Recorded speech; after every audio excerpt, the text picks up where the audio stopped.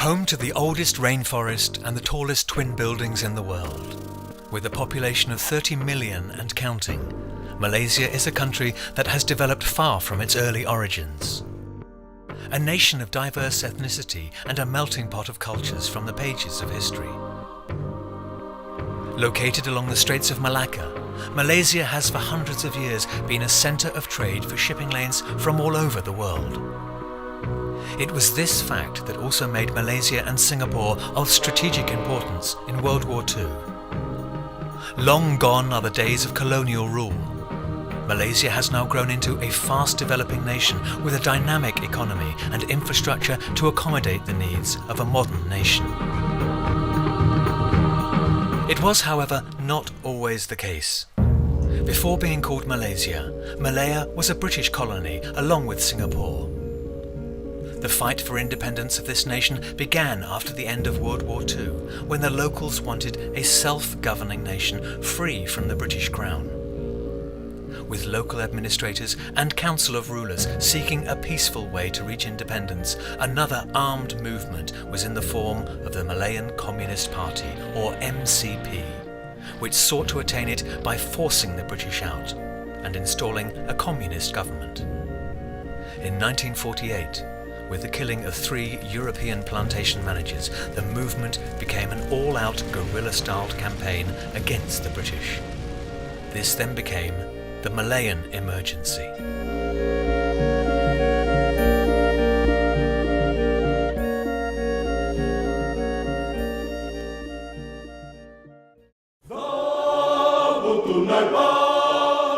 Part of the story is here in the town of Batu Pahat in Johor, Malaysia.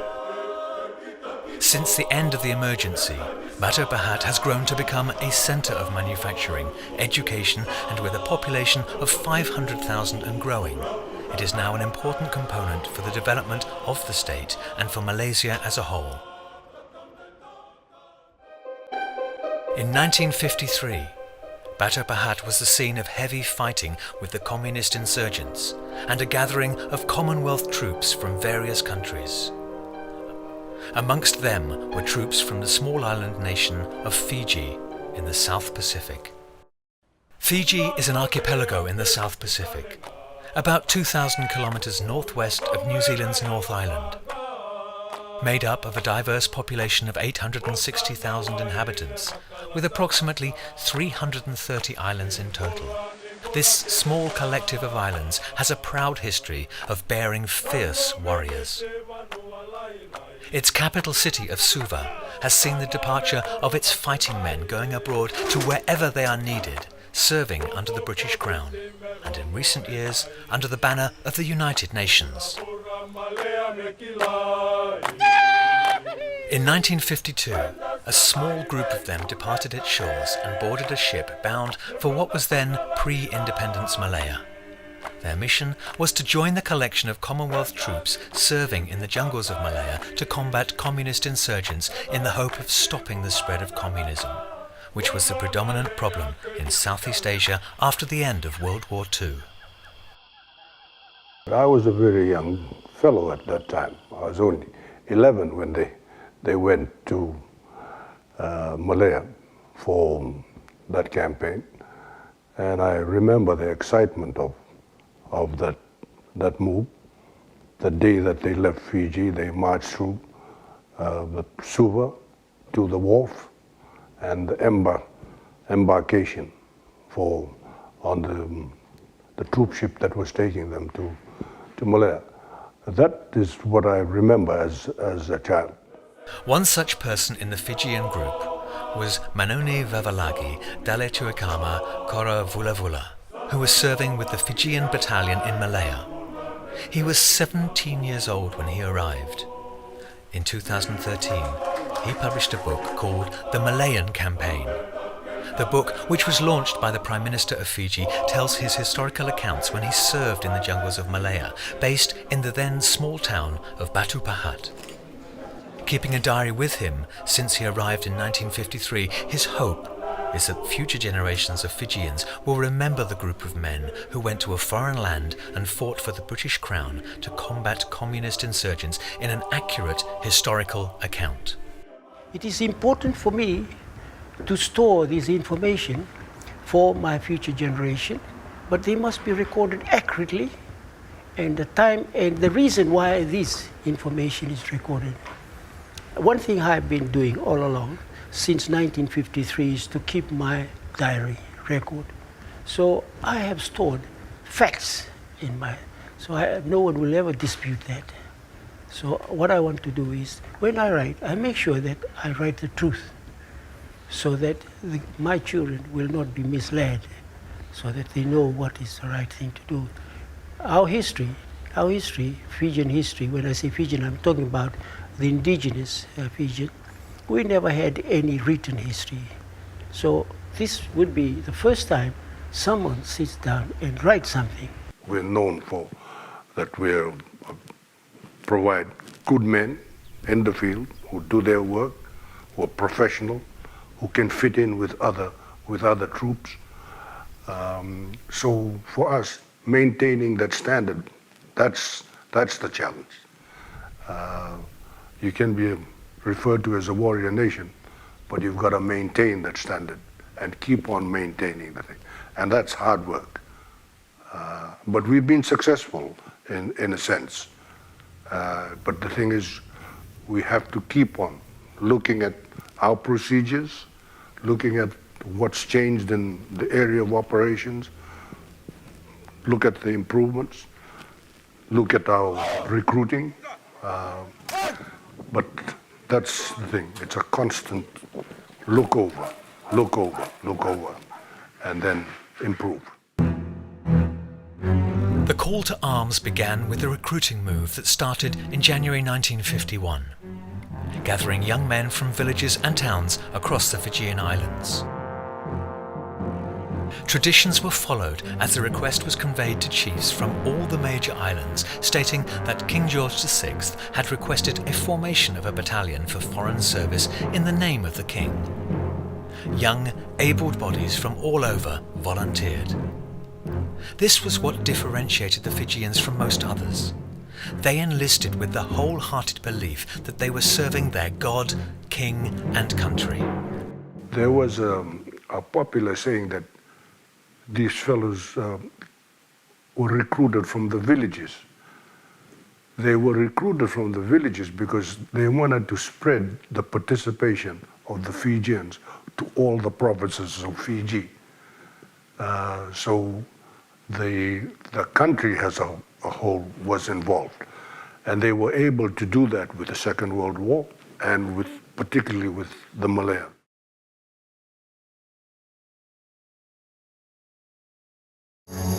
Men started arriving in Suva from all the other islands, and their training was done at Camp Luvu-Luvu.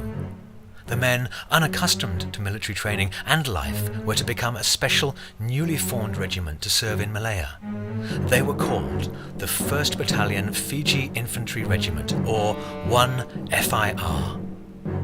Not that they knew where they would be deployed at the time.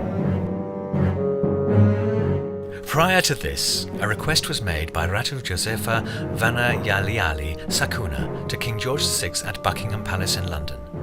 He presented a tabua, or whale's tooth, as a token of their friendship and asked if the king would accord the Fijian troops the same treatment as other British troops by his royal assent.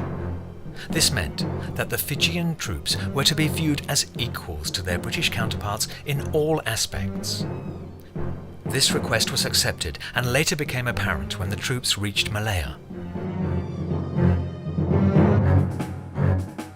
Leaving the port of Suva, Fiji, on 8 January 1952, Manu was one of the men that left on the SS Usturies. As the troops gathered at this same point in Suva, they marched to the port where a ship was waiting for them to embark on an unknown journey to a foreign land. A sizable crowd gathered to bid them farewell, so much so that it was difficult to board the ship. Some of the men shed tears of farewell and waved from the decks of the ships to their families. Only a day after being on board the ship were they told where they were going. They were informed by their commanding officer that they were bound for Malaya to serve with other Commonwealth troops to combat the communist insurgents there. Their port of call, after setting sail for 11 days, would be Singapore. In 2015, 3 members of 1FIR, including Manu, came back to Batu Pahat and showed an amazing recollection of what they went through in the Malayan Emergency more than 60 years ago. When we left, we were not told that we were coming to Malaya. They told us that you are going to an area where your services will be needed. And only during the first parade we had on board the ship, SS Asturias, they told us that we are going to Malaya. And we never knew where Malaya was. No idea. So we said, well, we'll go to Malaya. Then the first thing that happened, we have to land, got off at Singapore. But before we reached Singapore, we couldn't stand the smell of rubber. We could smell it miles and miles away out in the sea. And one of our friends stood up and, how come? They said it is a foreign country, because our expectation of a foreign country is everything fresh and not smelly like what we had. Of course, that was the rubber. We're not used to the smell of rubber. See? Malaya post-World War II returned to British rule. During this time, the British were still trying to repair Malaya's economy by driving the tin and rubber industries, which was also a much-needed commodity in post-war England. Severely affected by unemployment, low wages and high-level inflation after the war, it took several years before the British were able to stabilise the country, but not before the Malayan Communist Party, or MCP, which was then organised into the Malayan Races Liberation Army, or Malayan People's Liberation Army, came to existence. Effectively, however, they were the same. Their cause was justified by them to attain liberation from British rule and to create a communist government. In June 1948, the MCP killed 3 European plantation managers in Sungai Siput, Perak. This was viewed by the British as an act of war by the communists, and the ensuing years became known as the Malayan Emergency. With supporters to their cause roughly estimated at 500,000 out of the 3.12 million Chinese population in Malaya at the time. Support from other races and the predominant Malays were far lower. Effectively, however, only about 4,000 to 5,000 were considered armed fighters in the beginning. A lot of lessons to be learned from the emergency. We were not really prepared, and in fact, fortunately, we were still under the British. If it was not because of the British or other Commonwealth countries in our country, we will be taken over by the socialist communist guerrillas or regime, and maybe, unfortunately, we might have been turned into socialist communist states of Malaya. But we were fortunate, and I think that is lesson learned, that we are having a big brother that is our British and their counterparts. We have to struggle to fight the socialist communist or the MCP, Malayan Communist Party, and finally we defeated them and they failed to take over Malaya. At that time, we were not prepared at all. We don't even have our own soldier, except for the Battalion 1 and Battalion 2 of Askar Melayu, which was formed by the British, and then it added on. Then later on, there were a lot of Malay villagers recruited to be Special Constable, SC, Jungle Scout, or the Malay States Volunteer Reserve.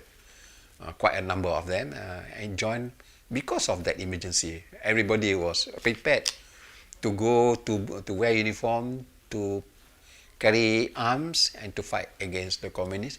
But still, it takes a long time for us to defeat the communists, the Communist Party. The term emergency was used instead of war, surprisingly due to an insurance technicality, as the term war would mean that losses suffered would not be covered. By the end of 1948, the MCP, acting under the directive of Soviet communists and their global strategy, started an offensive campaign throughout Malaya. Recognizing this as a regional threat under the communist domino doctrine, the British initiated emergency laws which enabled the police to imprison without trial communist insurgents and their accomplices. There was a film Negara, they will always come to the village and they show a documentary on the bad things about the communists. Sometimes it gives you a nightmare when they show the torture and the burning of houses by the communists. And also I remember in Greek, traveling from Greek to Kuala Kangsar, it's always a common scene to have a car, to have a bus loaded with people burned by the communists. And they just leave the people there. No harm done to the people, but they burn the bus. Anytime those communists will ambush you anywhere. Sometimes we hear the shooting not far away from our home. So it was really frightening at that time.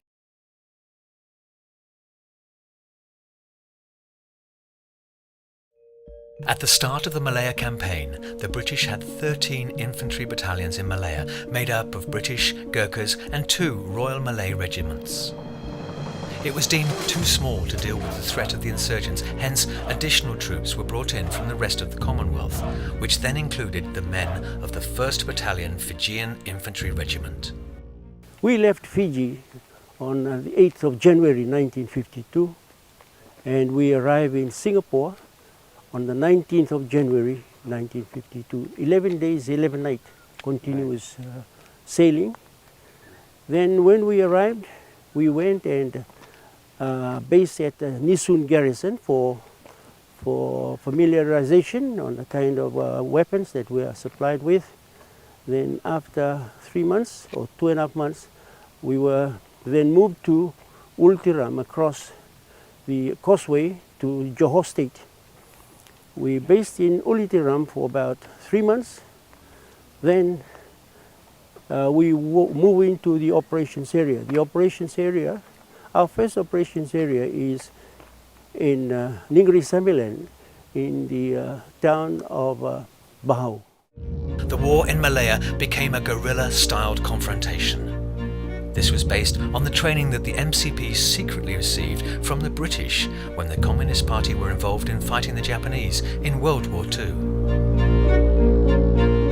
This is when most of them developed a strong sense of kinship between them. The battalion headquarters of the Fijian Infantry Regiment was located or based in here, Batu Pahat. And the fighting companies were spread out, Yongpeng, Labis and Mua. They are in the operations area. And we get our ration from Kluang and Batu Pahat, dry ration, not dry ration, fresh ration. In 1951, the British began their Hearts and Minds campaign. This was a further part of the Briggs Plan.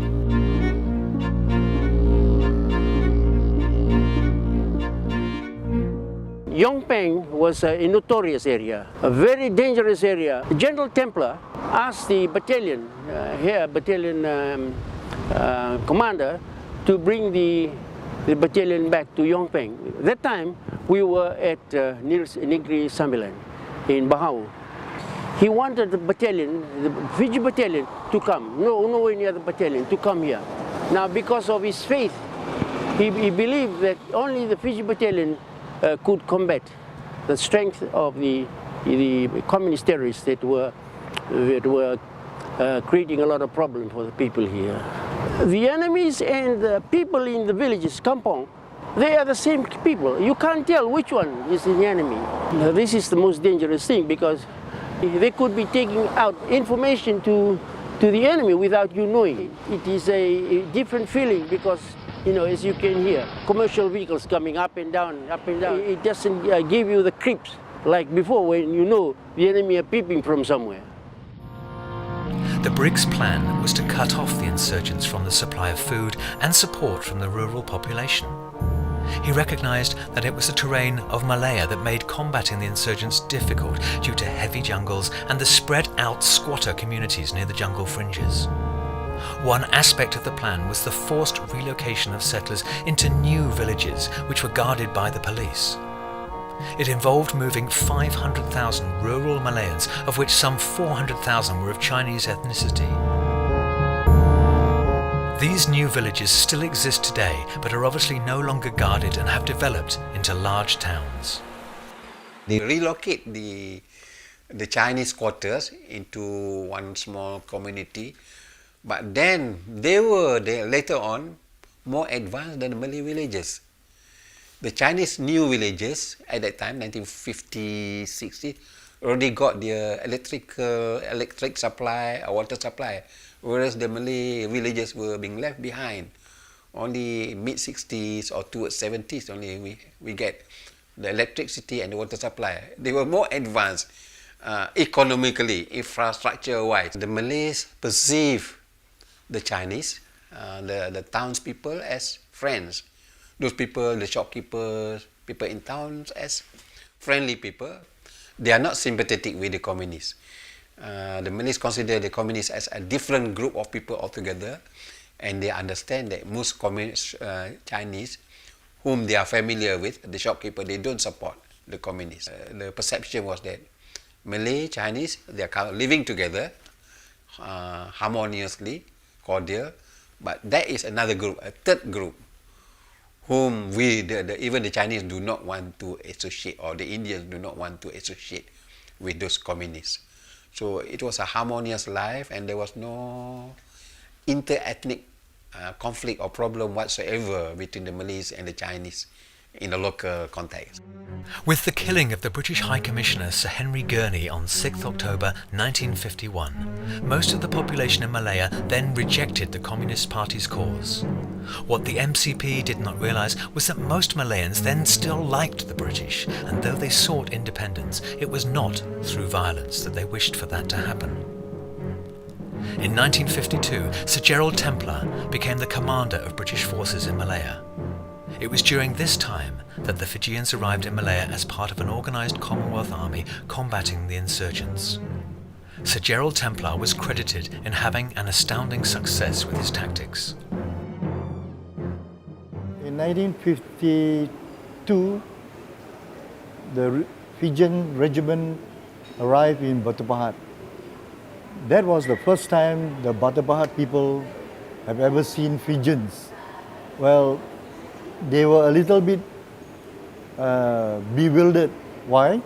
Because when the Fijian soldiers were walking around the town, they were wearing the skirt like what we call the Sulu. So they looked very, out of the ordinary. Then when the Fijians came to Batu Pahat, we were very happy because they are helping to keep our town peaceful and safe. This high school is very special to us because this is where we have our parade, everything. Training, our athletes, we have some good athletes here. We represent the state of Johor.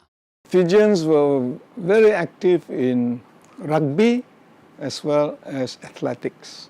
But they also had, one member of the troops called Rodro, who was a very good boxer. And he used to fight at the light heavyweight division. And he was a captain of the rugby team. Their rugby was so fantastic that the young Malaysians were all captivated because they used to run a lot. Unlike the days when the British used to play rugby, they would depend on kicks to touch to move forward. But the Fijians used to run, and they used sprinters. And two of the top sprinters in this country at that time were Joe Levula and his brother Emosi Levula. They both played rugby. And even The names like Rokoa, Mukunabitu were all very famous because they were such outstanding rugby players. And as I said to many people, in the early 50s, when our country met Thailand, we never used to be able to beat Thailand in rugby. But at that time, when we fielded 6 Fijian players, we beat Thailand 49-0. And this person called Naindoli, who was an excellent athlete, scored 6 tries. So people were so fascinated by the Fijians in rugby, the Africans in athletics. All the long distances were dominated by them. Troops that came in were all very involved in sports. And to us, the emergency meant the peak of sport activities in Malaysian history. Now, when I was there, back in the 50s, we used to come around this place. They used to tell us this is the Malacca State. Actually, it all depends whoever is here. We don't have this beautiful thing before, no. We don't have this. We just know this is Malacca State and we go straight back to Batu Pahat. Whenever we come here, it reminds us of Fiji, beautiful place. Get back in the truck and go back to Batu Pahat. It's very nice for us. At the same time, it's very emotional too. Most of us over here with us gone. Sacrificed their life and time to come here. To have our brothers and sisters in Malaya at that time, now Malaysia. That time is now, it gives you sort of feeling. It's only natural. But I tell you, it's a very nice place, very nice sport here. It all reminds us.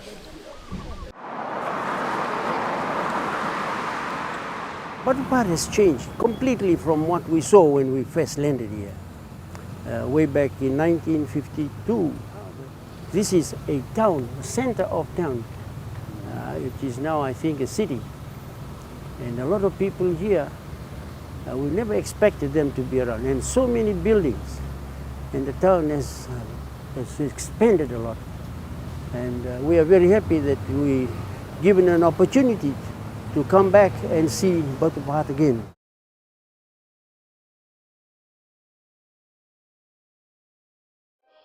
The war for them spanned 4.5 years. It was a collection of experiences that none of them could ever have imagined. The Fijian troops were a feared component of the Commonwealth Army. Citing high praise from General Templar and all other branches of the military, the service of the Fijians was invaluable to the Malayan Emergency. On numerous occasions, the Fijians proved themselves as worthy soldiers, establishing a good reputation with comrades from other nations and especially with the locals. The local press and civilians looked highly upon the Fijians with their achievements in combat, sport, and most importantly, a friendship that developed between the two nations. Where we're standing now is Maury Beach. Maury Beach was the camp of the Sea Company in 1954. Right here was where my tent was. My tent. We had small tents, 2 persons, 1 tent. And my friend was with me, his name was Gregory Suku. He was our mechanic.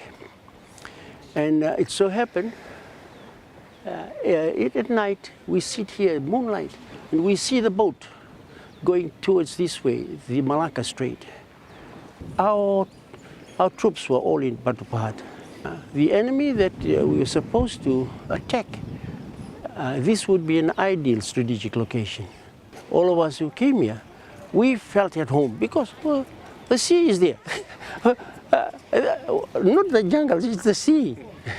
We felt at home, see. I think the best camp we had was this one. Yeah. What we did, not so much the patrol, it's the support that we give to the combined operation, because they go and bomb and the ships standing out there, then shooting, and attack here. That kind of operations. Nakana matalingaw na. Yung sa to si ikaw misaki mo bitar na. One of my recollections that I have on my involvement during the emergency campaign, it was when we had to go through the thick bushes. It was not easy because of the forest. No one had ever gone through this forest, and here we are. We had to go through, and we had to meet new parasites like blood-sucking leeches, wild elephants, even wild monkeys. Here we are at the bottom, and we have these wild monkeys throwing down things at us. Then at the same time, we had the enemy from every angle. And what surprised the enemy was when they shot at us, we did not hesitate.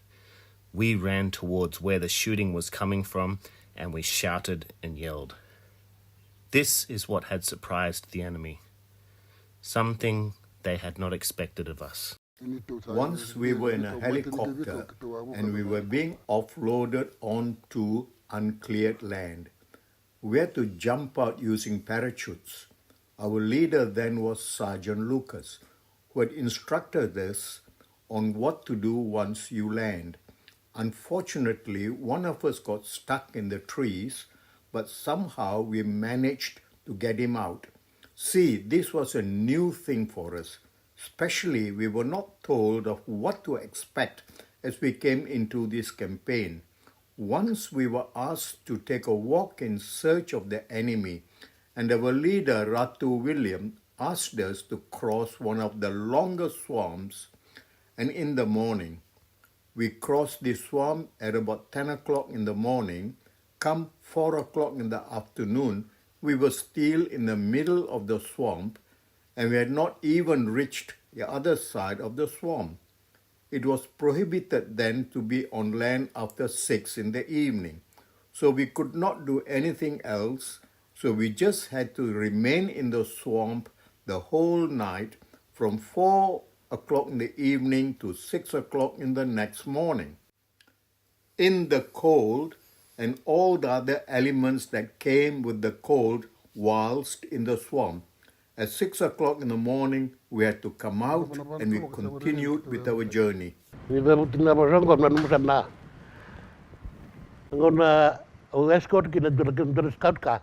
is one thing that I recall about my service there in Malaya.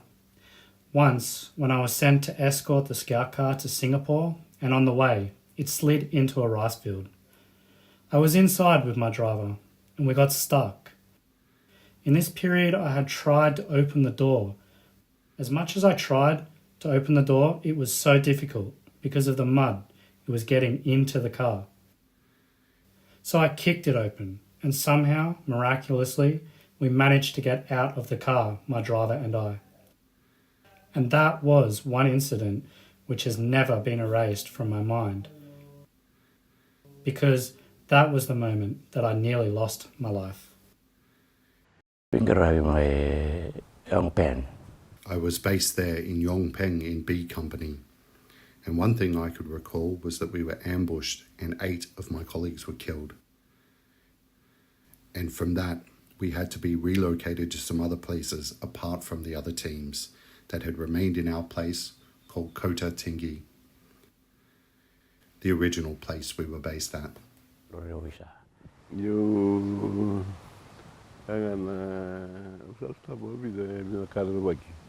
The most fearful thing I faced when I was in Malaya, there were 2 things. One was the death of Sergeant Wara. Secondly, there was this one time we were in a village and the 6 of us had an encounter with 35 soldiers hiding behind the trees with all their weapons and arms they had against us. We just had one machine gun with us. It was a bit faulty then. It was a Bren gun. It was a bit faulty, and somehow it just got damaged along the way. Somehow, miraculously, we managed to overcome these 35 soldiers, and we chased them into the bushes. We had to bring dogs to come and smell the scent of the enemy. The dogs went up to the river, and it was from the river that the scent had disappeared. We could not identify where the enemies were. This is where our company, C Company, came to look for the enemies who killed one of our big company sergeants, Sergeant Wara.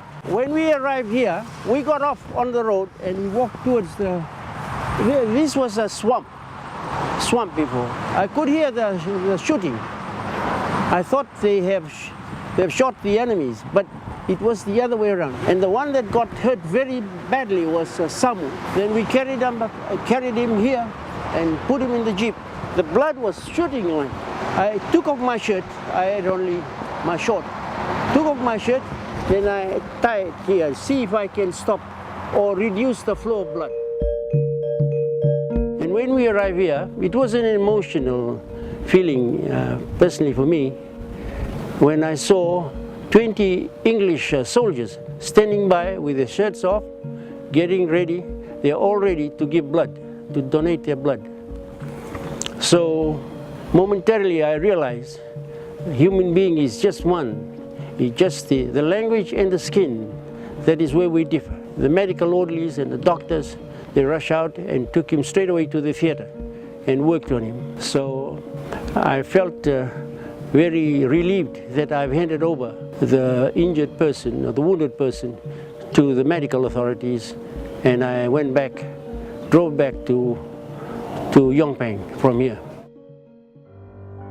On September 8, 1955, the government of the Federation of Malaya offered an amnesty to the communist insurgents. As chief minister at the time, Tunku Abdul Rahman, who was later to become Malaya's first prime minister, offered it with specific terms, but insisted that there be no negotiations with the MNLA with regards to the terms. It was by all accounts a good offer, stating that those that surrendered would not be prosecuted for their activities during the emergency. A ceasefire was not in effect, but authorities would accept surrenders. Anyone that surrendered would be investigated, and if found to be no longer a threat, they would be helped to regain their position in society and their families. An offer of consideration was also made to those who did not agree to the government but wished to return or relocate to China. But the Communist Party did not accept the terms given. No further offers were given until talks resumed in December 1955, which became known as the Baling Talks. The talks failed, but it led to further negotiations in time, and by 1957 most areas in Malaya were declared white areas, which meant it was free from communist activities. The pressure of fighting a war and securing supplies was a losing battle for the communists. Malaya became an independent nation on 31st August 1957. The communist insurgents were still active, but in a very much lower capacity than before. Once independent, the communist movement became less attractive to even the supporters, as the main goal was to attain independence from the British. When this was achieved, it gave little excuse to them to continue the insurgency in the eyes of their supporters. By 1959, the communist movement were only active around the Thai border, a far cry from its peak numbers of 8,000 men in years before.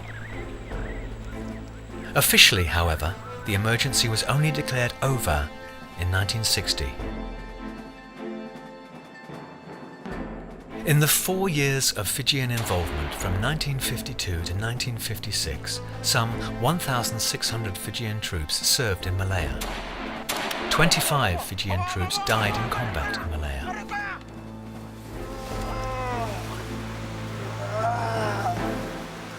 The first Prime Minister of Malaya, Tunku Abdul Rahman, became a friend and mentor to Ratu Sir Edward Kakubau, who was a commander of the Fijian battalion, and who later went on to become the Deputy Prime Minister of Fiji, and whose son, Brigadier General Ratu Epeli, is the former President of Fiji.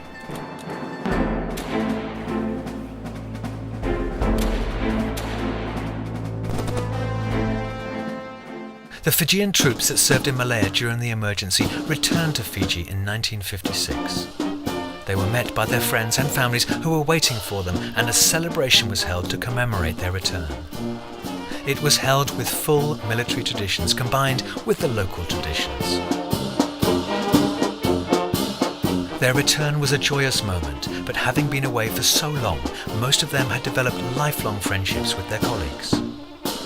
Travelling home to their distant towns and villages throughout the Fijian Islands, they were presented with a set of clothes, a set of cutlery, a hoe and a machete. This was what they received for their services in the hopes of starting a new life afterwards.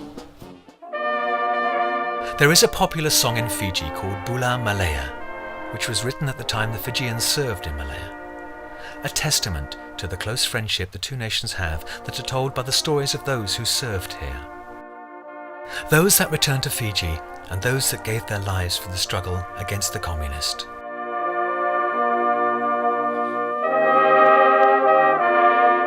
This close friendship will forever be a part of the two nations' history. Both nations are now independent and free to choose what the future brings by themselves. The story of the men who served in the one FIR is a memory that is preserved in time.